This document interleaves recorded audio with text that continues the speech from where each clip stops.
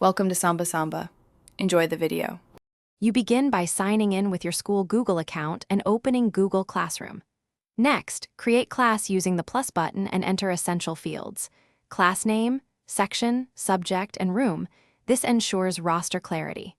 Once done, choose whether to allow students to invite guardians and confirm your time zone so due dates align. These first steps set structure and permissions, making later workflows predictable and preventing submission time issues that commonly confuse students and teachers. You now build the class workflow, create assignments, attach Drive docs, and add instructions that specify success criteria.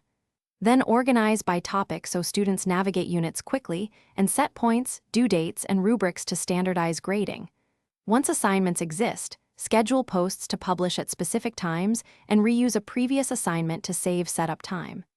Make sure to adjust student permissions, editing, commenting, or view only, so collaboration behaves as you intend and avoids accidental overwrites. You finish by grading through the Grade tab. Enter scores, leave private or public comments, and return work or request resubmission when needed. After grading, export grades to Google Sheets or sync with your LMS using the CSV or Google Sync options to preserve records.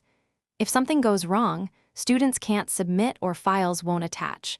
First, check student permissions, guardian settings, and shared drive links. Often an incorrect share setting or time zone mismatch blocks submissions, and fixing that immediately restores workflow.